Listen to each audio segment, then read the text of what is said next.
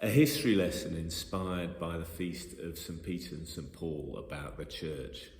We celebrate the St. Peter and Paul together on a feast day in the church because possibly they were martyred on the same day, and you often have a saint's day on the day that they were martyred. And this is kind of conjecture, but there's also a possibility of truth. And eventually, though, I think St. Peter and St. Paul being celebrated together makes a statement about the church and the primacy of Rome. We don't know that much about Peter after he kind of drifts out of the book of Acts at around book 12. He just kind of stops appearing, really, and just very occasional later references to him, and there are references to him in Paul's letters. But from what we can see, he spent most of his time in Jerusalem, so the fact that he might have ended up at Rome is a bit of a surprise. There's no biblical account of him going to Rome. There are later traditions, but they're much, much, much later, about sort of events which brought him to Rome. Paul, not so much a surprise. We understand why he ended up in Rome. But Peter, it is a surprise. Equally, although it's not in the Bible, I think we can hold it to be true because partly no one else claims him. And I think if he had died in Antioch or something like that, there would be a church, St. Peter's Church in Antioch, on the place of his burial or something like that. That's what happened in those days. No one outside of Rome actually claimed St. Peter. So, incredibly, I think St. Peter did end up in Rome and did die there.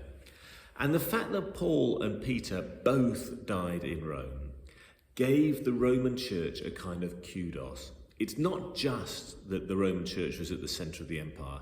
It is also that the two giants of the church, Peter on the one hand, who knew Jesus, and Paul, who didn't know Jesus but was the one who understood the gospel for the Gentiles, have both ended up in Rome.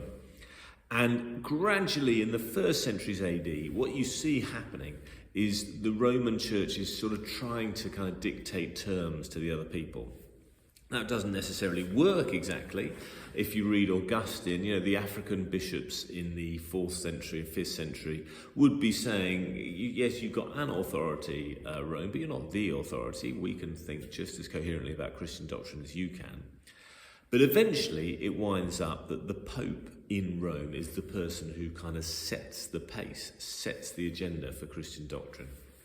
Now, we in the Church of England, we're still marking St. Peter and St. Paul, but we do so with a big caveat, which is that, thanks to Henry VIII, we have rejected the authority of the Pope. And I suppose it's about the authority and a authority. And I think we would still say Pope Francis has an authority, but he's not the authority governing what things happen. And even as we celebrate St. Peter and St. Paul, who are kind of the unity behind the power of the Roman Church, we wouldn't say that that authority is absolutely paramount. We just say it's very, very significant. If you don't have a single authority, life gets more complicated. Because who sets the rules? For the Roman Catholic Church, it's kind of more clear. They can be set by the papacy and it can all filter out. For us, if we don't have a single point of authority, how do you come about with truth? And while on the one hand, that is disadvantageous for kind of clarity of doctrine and ease of exposition, I don't mind it. I feel that actually that just leads us to the right place, really, that we're in the place where we have to discuss with each other and put things together. The problem is you end up with a few arguments and disputes, but I think the upside is that it's just a more authentic way of doing Christian teaching about doctrine.